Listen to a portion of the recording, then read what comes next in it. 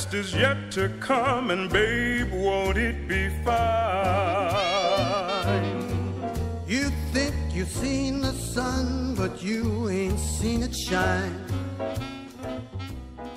Hello everyone, welcome once again to Ask the Treksperts, the show where we answer your questions about Star Trek. I am Captain Logan. And I'm Sarah. Sarah, welcome back to Ask the Treksperts. Yeah, where have I been this whole time? I don't know, where have you been? I guess I've been here this whole time, just waiting. Taking care of our new kid, I guess. Yeah, pretty much. And being pregnant. Yes. Before that. Yes. Busy year. So, obviously, it's been a very long time since you've seen Ask the Treksperts. We want to thank you very much for being patient with us and coming back for a new one. Folks have been asking me for a long time now about Treksperts. Are we ever going to come back? Where's the Star Trek content on this channel? Some folks, I'm sure, are here just for Star Trek stuff, and we don't want to disappoint you and not bring that to you, and we have been wanting to bring it back. So, finally, it's back. We're going to do this twice a month, as we always used to do. Every couple weeks, we'll do a video for you. Sometimes it'll be an episode review. We want to get back to the season overviews at some point, and I'm working really hard on some stuff for Rewind. I'm watching through some TV shows for that, so it might be a while before that happens, but we've got podcast commentaries that we want to do, and obviously we want to answer your questions. So as always, leave in the comments questions, if you have any, that you'd like us to answer, talking about whatever topics Trek related. We also need to mention that we are a little rusty. If I were to start a series right now about Star Trek, I would not call it Ask the Treksperts, because I would feel like I'm not at the moment quite worthy of that title. I've had my head, and I would say you probably have too, in so many other different places in my hands and so many different pies that I've had to kind of leave Trek behind a little bit and focus on other things. So anyway, you're going to hopefully watch our journey in getting back into being the Treksperts that I feel like we were when we started this show. But never fear, I feel like we still know enough to talk about it, and I sure hope so. I sure hope so. Anyway, we want to thank everybody who's supported us on this and who's asked us to bring the show back, and obviously we would not even be returning for this if we hadn't had a lot of folks say, hey, we love Treksperts, bring it back, and we miss watching Star Trek and we miss talking about it, so here we are. And you know, I had one guy who left a comment when I announced Superhero Rewind was coming back that said, "Screw Superhero Rewind, where is Treksperts?"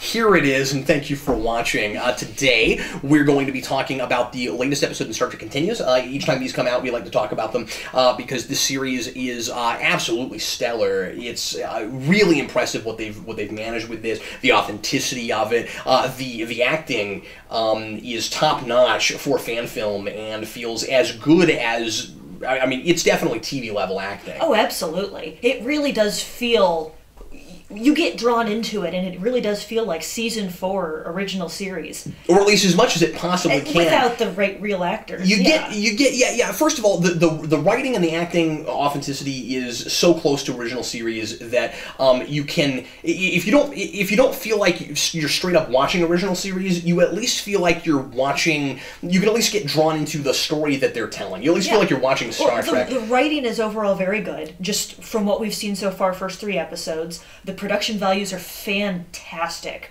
The camera placement, the camera moves, angles, the choreography of the fights, I mean, the music, it all just sucks you in and creates this original series ambiance. It's not too contemporary. Yeah. It understands Star Trek. Mm-hmm. It does morality plays. I mean, it's really good. And as I keep saying, if you've not watched it yet, each episode in certain ways has continued to get better and better. Now, this is not my favorite of them. Right. I actually think that of the 3, it is in some ways the weakest script, although it's also the most ambitious in a lot of ways. Yeah. And so, fair enough. This episode is to the same quality as the other 2 in production values and acting and everything. Mm-hmm. And in fact, turn me around on a couple of people, and we'll talk about that, or at least turn me around real hard on one person in particular. Mm-hmm. We'll talk about that. So anyway, today the episode is Fairest of Them All. This is a direct follow-up to Mirror Mirror. And when I say direct follow-up, I mean it begins with a necessary reshooting, reconstruction of the last scene in the Mirror Universe from the end of Mirror Mirror, because it goes on from there. And so they take that scene, and I think they recreate it pretty faithfully. We went ahead and watched Mirror Mirror along with this, just to kind of refresh ourselves on it and see how well we thought it lined up. And boy, I'm glad we did that. Oh, yeah. Because it made me okay with some things I wasn't sure about in the first place. But also, I really wanted to look at the two scenes side by side, the one that they recreated at the end, with Kirk's famous speech to Spock, doesn't logic demand that we be a part of it? And Spock's, Captain Kirk, I shall consider it. One of my favorite moments in all of Star Trek. By the way, Mirror Mirror is my favorite episode. Yeah. My absolute definite favorite It's up there episode. for me. I don't know if I can say what my favorite episode of original series is, because there are so many contenders, Yeah. but that's up there. Well, and you're definitely a bigger TOS fan than I am. Yeah. Yeah. But anyway, so I think, first of all, just starting there, that they nailed that as close as I think they possibly could. I still think that overall, Vic Mignogna could be a little bit over the top. A little. He could go bigger.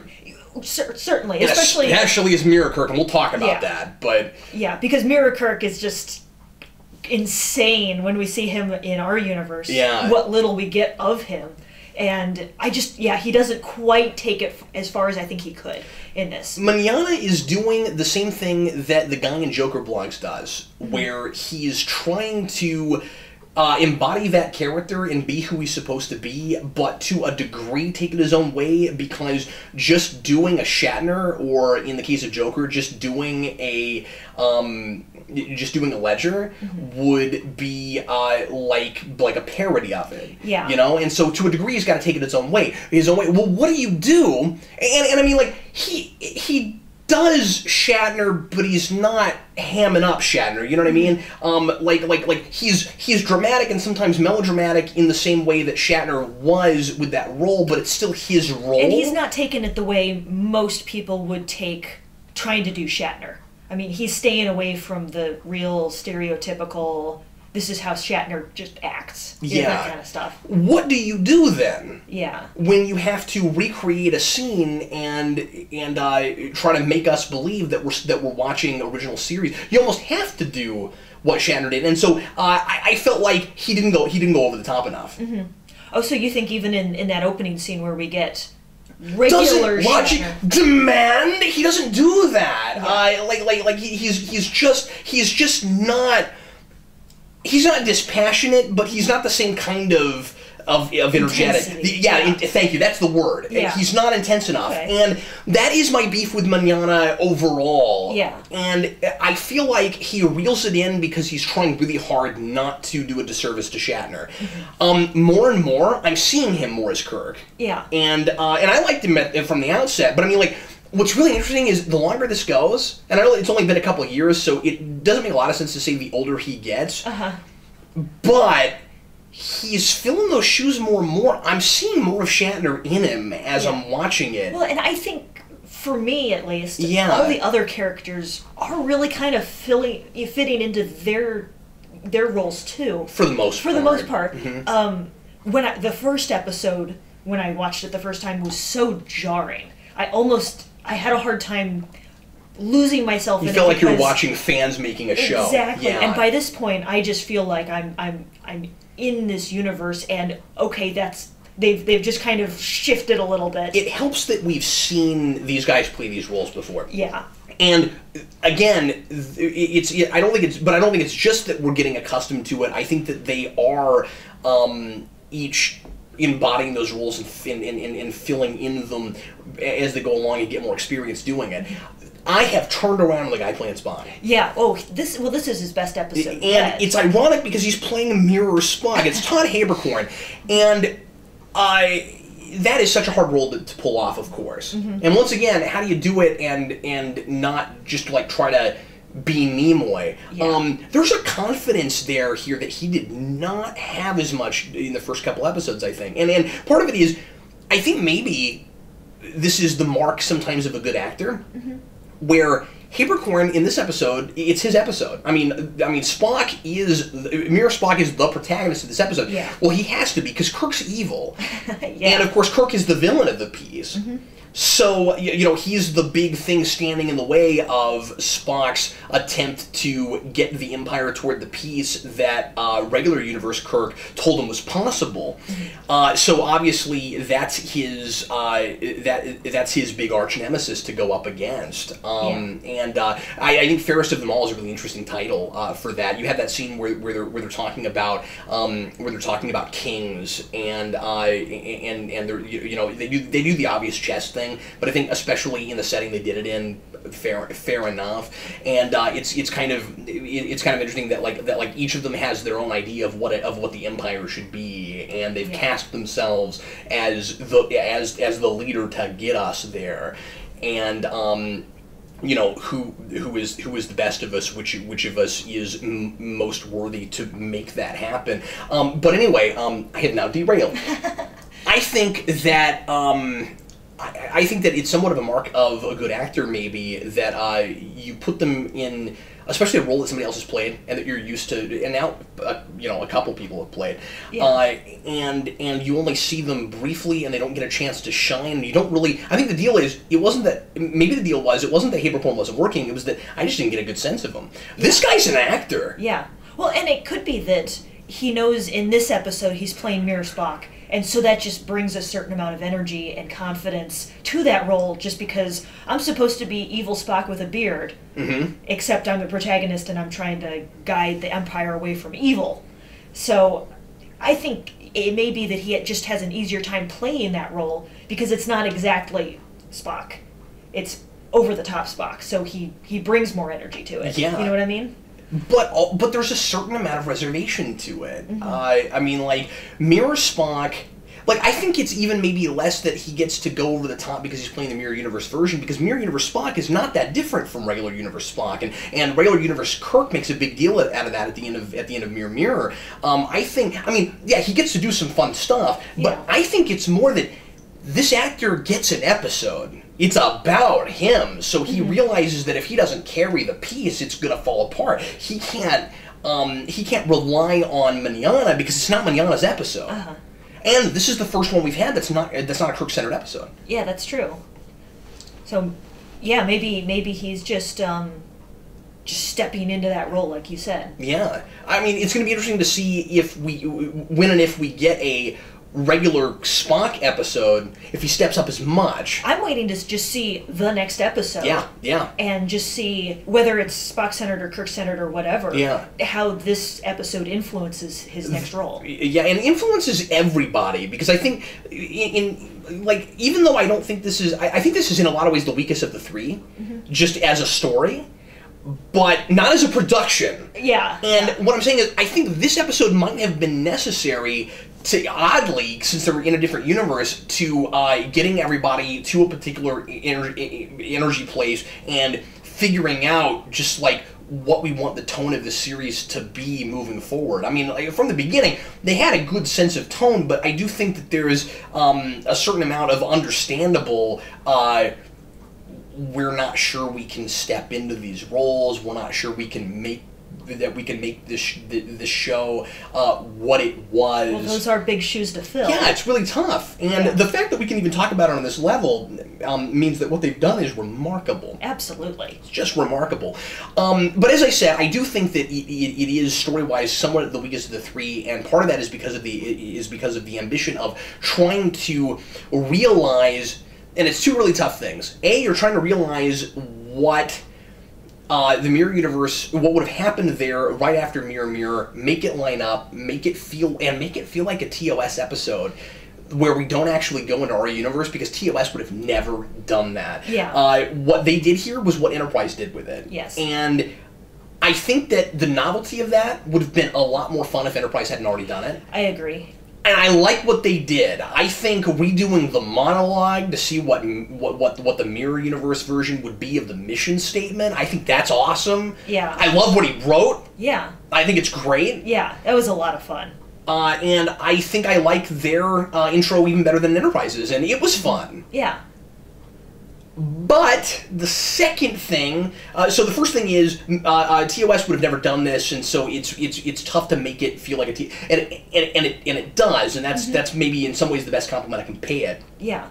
But the other thing is you have to make it match up with, because they want to make it as authentic as they can, and we've seen them pay homage to and even build on Enterprise things and call forward to TNG things and stuff like that. You know, the holodeck thing and all of that in the first in their first episode. Well, this has to match up with DS9. Yeah. Well, the problem is we already know what happens. Because in the first Mirror DS9 episode, Kira has a speech where she informs us what happened when Spock led his revolution. So you go through this whole episode, you know what's going to happen. Yeah. And so it's a prequel. Yeah. And prequels are always hard. And they're always hard. So first of all, the big question to jump into this with, I think, is do you buy that this is how it would have happened? Yeah. Well, in a way, well, I definitely buy it. I think, I like that we had so much pushback from Kirk in this, as far as, we're just gonna blow the Halkins to pieces. Yeah. You know, in my mind, following up that episode, because I always had an idea of just briefly what happened when we that scene cut and what happened in the Mirror Universe, and I didn't have the Halkins being destroyed. I had Spock doing away with Kirk a little bit more easily, and saving the Halkins and starting a revolution that way. Yeah. But I mean, this kind of went all the way where Kirk stepped back into command and was taking things over, doing it his way, and Spock really kind of had a harder road to go to get the mutiny underway. That's a good point. Because you get to the end of Mirror, and Kirk says, come up with any way you can to spare the Halkins and make it stick. Because the idea is that would be the first step toward changing the Empire and changing people's minds. The logic of peace in the long term is better for everybody. This terror way that you run the galaxy or you run your part of it. This isn't Star Wars. I don't know how much of it they have, but this kind of terror thing, people won't stand for it in the long run. It won't last, and Spock says that. Spock's the one that tells him that. My problem is, I think it all happens a little too quickly and a little too easily. I'm with you that there's a good conflict between Spock and Kirk. I like the tete-a-tete, but Spock tells us in Mirror Spock tells us in Mirror that he estimates it's going to take like 243 years or something for the Empire to fall and to become something closer to the Federation. And what I don't like in this, if I'm reading it right, and I've seen it a couple times, I feel like this. I'm pretty sure this is what it did. It was like the Empire was already teetering too much on collapse. We didn't get that sense of Mirror at all. No. That it was teetering like that, and so the way they played it in this, Mirror plays it like the destruction of the Halkins, if that were to happen, is just another day at the office. And the Empire expects them to do that, and you have to keep showing the everyone around your space your authority, and you can't show any mercy at all. That's how we keep everybody under an iron fist, right? And the problem is simply that it's in the end unsustainable, and the Empire will eventually collapse. And in 200 years from now, in the Star Trek Continues episode, they basically say that the destruction of the Halkins is the impetus that gets a giant war started or something, and that's too easy. I do agree with you there. I like the stuff on the ship with Kirk and Spock, but the rest of the world is just the world outside of the ship, with the Andorians standing by and just, oh, we're going to leave the Empire now because we saw what you did to the Halkins. That was a little bit unbelievable. It makes me wish that the only thing they had seen from Enterprise was that intro. Because it's the same oversimplification that you had with Enterprise, and frankly, it's the same oversimplification that you had with a lot of the Mirror Universe in DS9. I think the mirror universe is a really hard thing to go back to. Yeah. I think that it's a thing that you want to snapshot to, and that you don't, and that maybe I'm just saying this because we haven't seen it done well very often, but I feel like you do a snapshot and you do just a story set there, and you can do all the really over the top stuff, and maybe the fact that it's sustainable at all isn't that logical, but it's a cool conceit. It's a fun place to play around in. I mean, the mirror universe doesn't make a lot of sense in the first place. No, I love it, at all. but it doesn't make. But let me throw a for instance out there, just to support this. With in Mirror, everything is the same but different, except for the things that aren't. It's not very consistent. So it's like, okay, the Enterprise and Mirror Enterprise are in the same place at the same time. McCoy, like, spilled acid on a part of a table, and that's still there in the same, and yet Christopher Pike died for Kirk to take command. When something big like, when you would have, like, a big impetus like that wouldn't you have, like, a massive butterfly effect? So I would imagine so. So like the mirror universe doesn't make a lot of sense in the first place, but I feel like you call too much attention to that fact when you do these big, broad sweeping. Let's show you in 45 minutes, or in the case of Enterprise, an hour and a half. Everything changes, you know what I mean? Like let's start from the regular mirror universe status quo and end it with like everything is. It's like too many sci-fi movies I've seen that are kind of like post-apocalyptic or whatever, where you'll have an oppressive society and it's interesting to play in that world, but then you have the obligatory third act where the one hero has to like fix everything and hit the reset button. The entire society, yeah. So when I'm in the mirror universe, I want to just play in there. Yeah. I don't really feel like I need to see the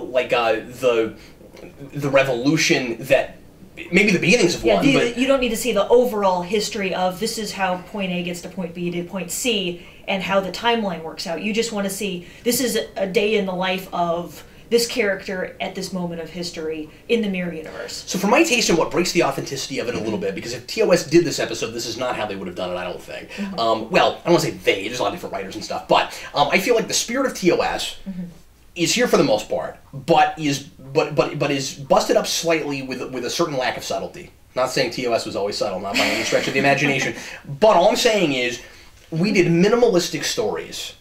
And I mean, this is another bottle show. It is that to a degree. But just show me, all you have to do is Spock beats Kirk. Yeah. You don't have to go any farther than that. Yeah. They oversimplified it too much by having the Andorians go after the Enterprise because of the destruction of the Halcyon people. I don't buy it. It was another day at the office. Yeah. Well, I think they maybe felt they needed some sort of external conflict, external to the ship, so that I don't know, maybe pad it out a little bit more. You didn't have it in Mirror. Yeah, no, that's true. But yeah, I do really like that the Halcyons have rigged their dilithium to explode. Yeah, that was really kind of cool. That is cool because in Mirror they are this super passive race. And they feel an ethical obligation to the rest of the universe to not help evil men do evil things. So if they give freely something they know somebody's going to do something awful with, they feel they are too much a part of it and in part to blame for it. So in this, we take it one step further, and instead of just the Halcyons, we will not give you the dilithium. We would rather die first.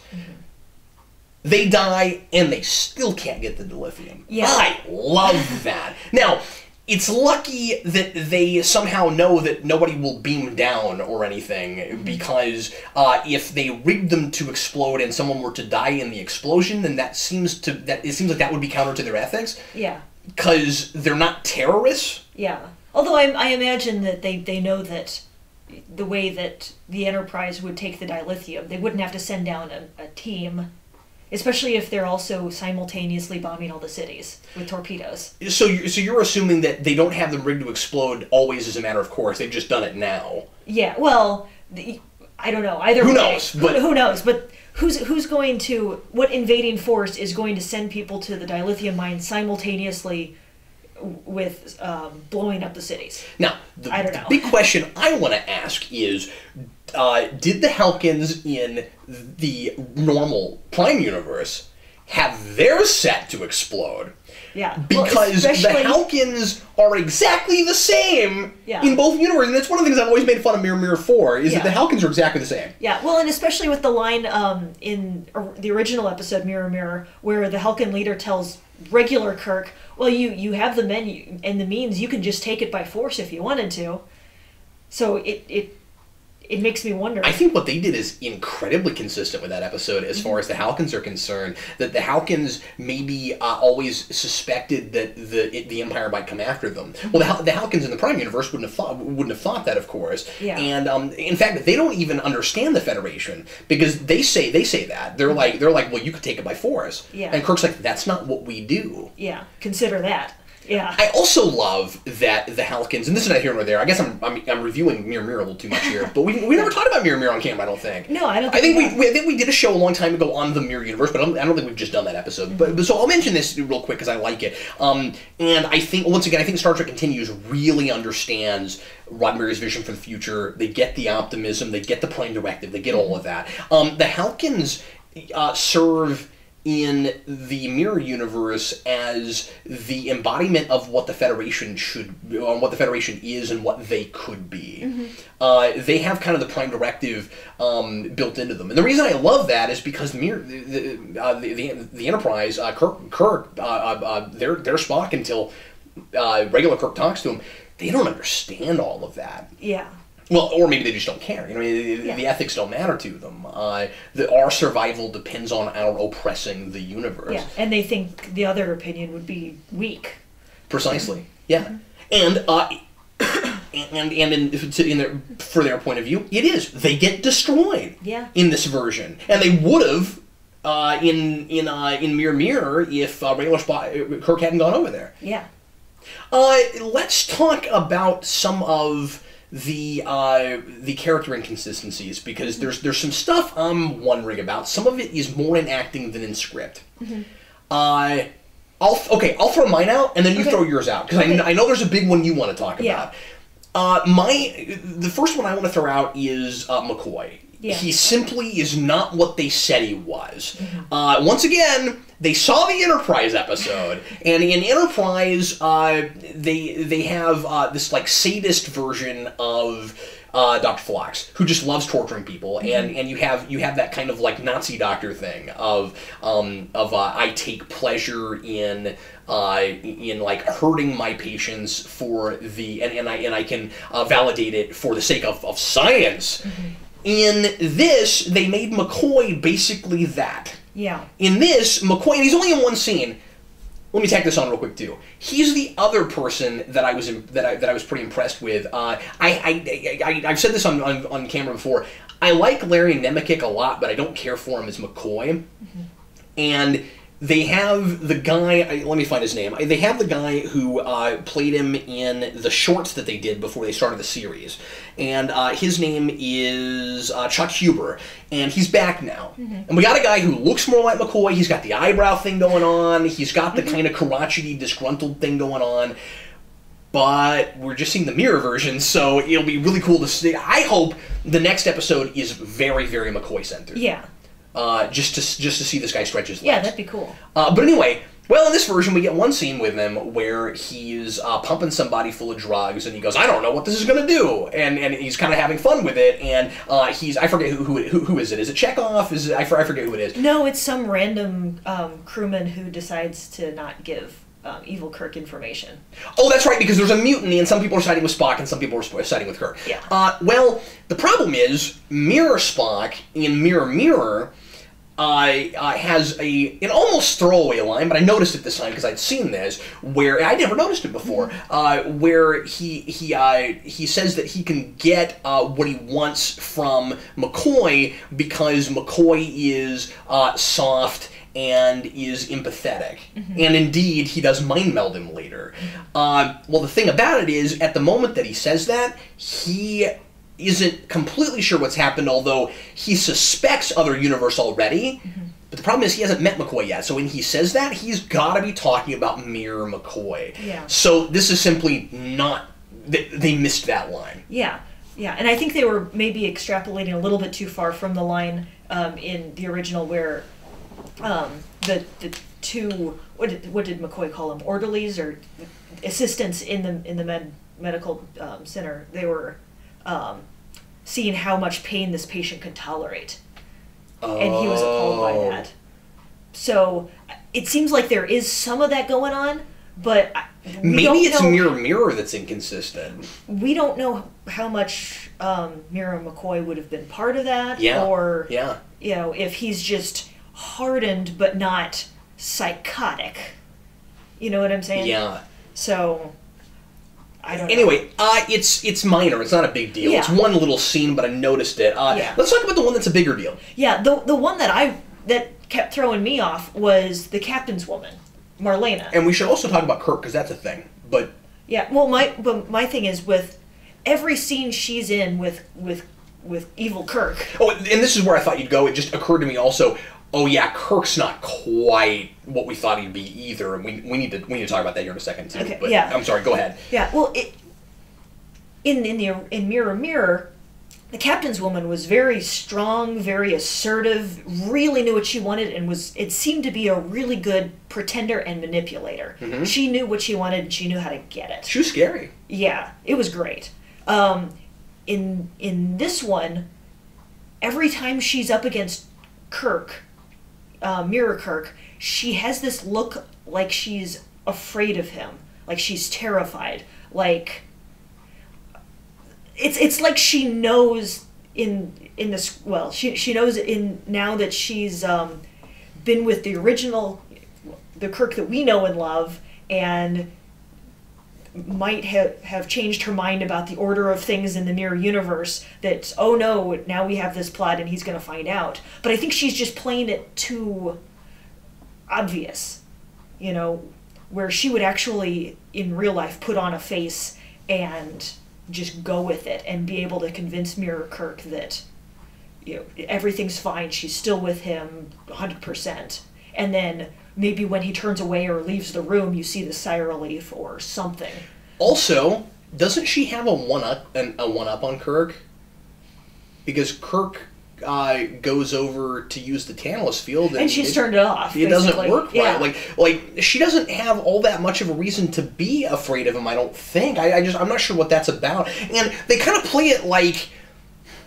It's too far to say like magically people have just suddenly transformed into something closer to like a Federation Starfleet version of them, but a little bit like it seems like Marlena has suddenly all but completely embodied regular Kirk's values now, to the point of she can't even handle this universe anymore. Yeah. I'm going a little too far when I say that, but here's the thing: what I can't decide is how much of it is in the script and how much of it is the performance. I think it's more the performance. That's what I think. The script makes it seem like Mirror Kirk doesn't even really notice that she's off kilter. Yeah. And he totally would with the way she's acting. The original actress who played Marlena Murad, I don't have her name in front of me, had a really distinct look. And I'm pretty impressed that they found somebody that looks so much like her. Yeah. And you run a risk with that, where it's like, how are you going to find a lady that looks that much like her and is the right age? I mean, she looked the same age. Yeah. And is a good actress. Mm-hmm. She's not a bad actress. In fact, I think she's quite good. I don't think she gets the material. Yeah, I was wondering completely. The whole time if it was just a misinterpretation of... That's what I thought. Or just a strange choice. But there are other misinterpretations throughout, and Uhura's a big one.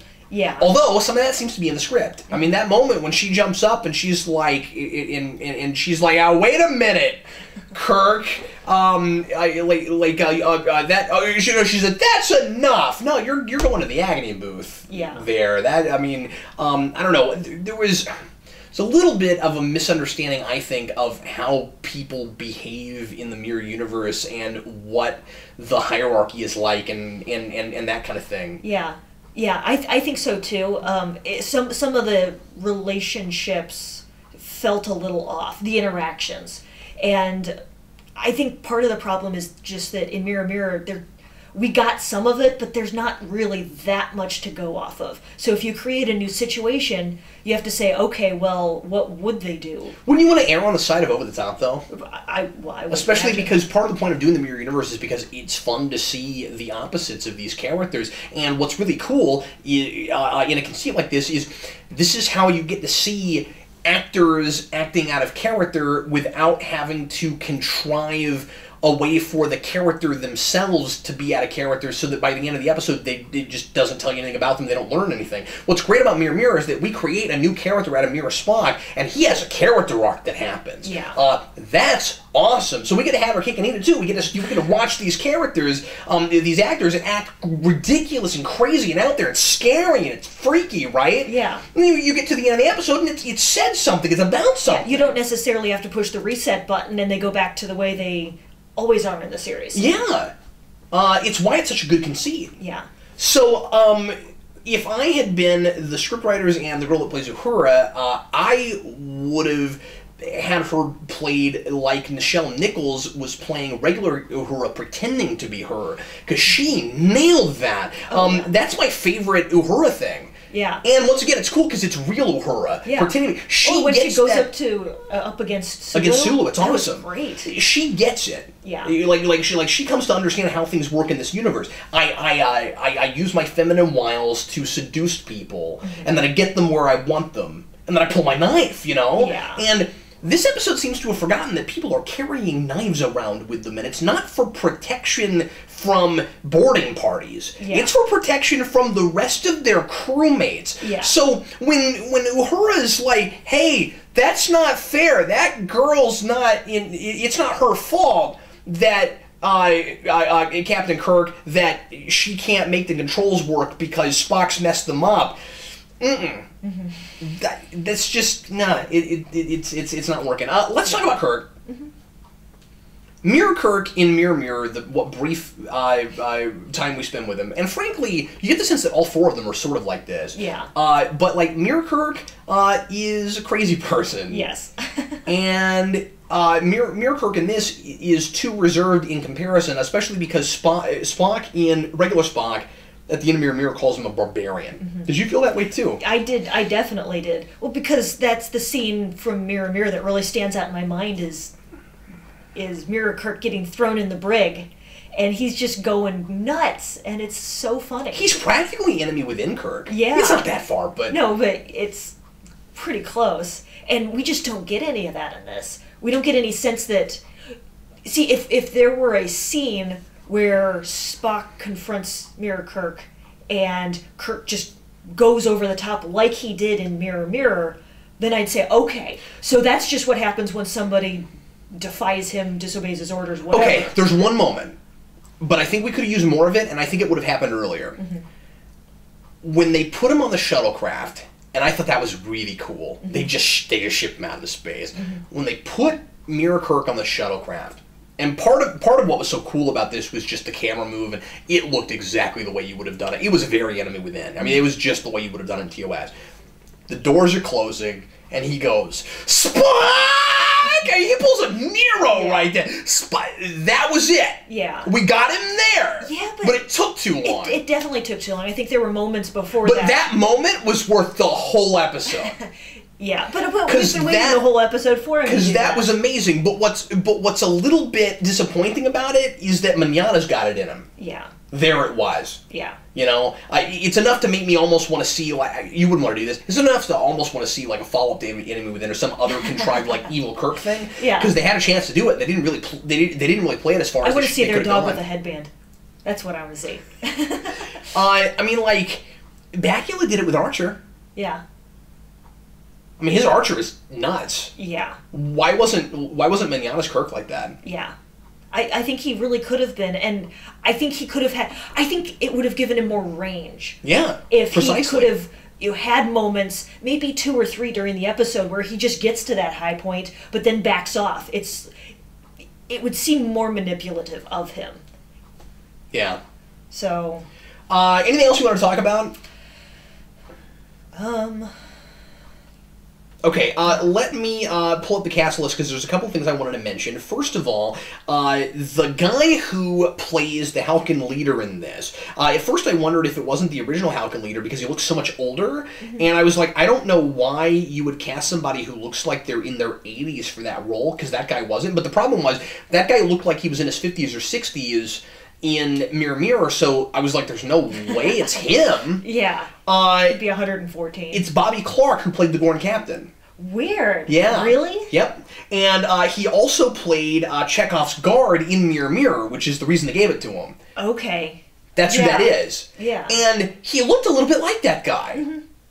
He just looked like a 40-year-old older version, but whatever. I thought it was cool. Yeah, no, it's cool that they managed to get that guy. They keep trying to get as much alum as humanly possible with folks that are still alive, because obviously 1966 into 69, a lot of folks are starting to pass on, and a lot of folks are just not working now. Yeah. So, and a lot of people are certainly too old to play the role they played before unless you can try the way to make it work, like we did with Apollo. And thank God he did it, because he was amazing. That was fantastic. And I think he had a better performance than his first performance. My goodness, he was wonderful. But there's some other cool stuff here too. Michael Dorn was the voice of the computer, and of course we could tell listening to it. I thought that was cool that they kept with that, because I thought in Mirror Mirror it was really subtle, where like suddenly you've got this male voice where you always had Marina Sirtis before, and not Marina Sirtis, Marina Sirtis in this, but where you always had Major Barrett before. Yeah.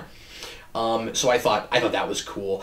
That's about it. I guess the girl who plays Smith. You remember the Smith line? Yeah. Where like, this girl, Kirk calls her Jones. My name is Smith. It's hilarious. Yeah. She was in an Enterprise episode, The Forgotten. What episode is that? Rusty on my Enterprise episode title. It's Forgotten. Season 3. It's a Degra episode. It's the one right after Damage. You remember Damage? Yes. Anyway, so it's in the, and I guess that's the reason I don't remember it, is that it's in the middle of that part of the arc toward the. Those ones kind of run together. Toward the end, yeah. So anyway, that's all we've got to say about it. Overall, I mean, I'm happy with it. I thought it was a lot of fun. I think they did about as well as they could do. I mean, there are certainly things that they could improve on, but it's great. It's a lot of fun to watch. I'm really glad they decided to go with it. Once again, I think probably huge stepping stone. If the next episode isn't the best one they've made, I'll be very surprised. Yeah. We have lots and lots of other things we want to do on the show. There are other fan projects happening that we will probably go to. And it's kind of sad that we don't have like regular Star Trek on right now, so we have to resort to fan things. But we would not be resorting to fan things if they didn't feel like really professional projects that almost ought to be canon. Yeah. And this ain't the only one. There's another thing going on right now called Axanar. And good God, that Axanar is amazing. We've seen now the like prologue thing to that. And it's got Tony Todd in it, and it's like pre-TOS. It's Lord Garth. And it's Lord Garth. And it's Garth before Garth goes crazy. Yes. And what they've shown us so far is like a documentary of all these people way after the fact recounting their experiences during a major war. I forget who it is. Is it a Romulan war? I forget. Or is it Klingons? No, it's a Klingon war. Yeah. Is it not? I can't remember now. And the thing is, there's a lot of Klingon stuff in it, and it's kind of ironic because Tony Todd's not playing a Klingon. Yeah. And neither is Hertzler. Yeah. Hertzler's in it, and he's not playing a Klingon either. Yeah. If you've not seen that thing from Axanar, it's stellar. We need to review that. Yes. That won't be the very next thing we do. I want to space out the fan film stuff and talk about some more like regular Star Trek stuff. Yeah. Next time we're going to do something that we have been talking about doing forever. Sarah and I are going to give you a countdown, and we will run through them probably pretty quickly. We're going to give you a countdown of our 50 favorite things about Star Trek. Each of us are going to make a list of the 50 things that we love most about Star Trek, and we're going to give you that in 2 weeks. I bet you know which one of them that's on my top 50. Lord Garth! Yes. Anyway, so that's not on mine. Why not? I don't know. It's Lord Garth. Anyway, so we're gonna do that for you next time, and in the meantime, please leave your comments and let us know. First of all, what you thought of this episode if you saw it of Star Trek Continues. We're interested to see what you thought of that, and also. Ask any questions that you'd like us to try to answer in a future episode of Ask the Treksperts. So happy to be back with you for the show. I am Captain Logan. And I'm Sarah. We'll see you again very soon. Lord God. The best is yet to come. The best is yet to come. The best is yet to come. Come a day.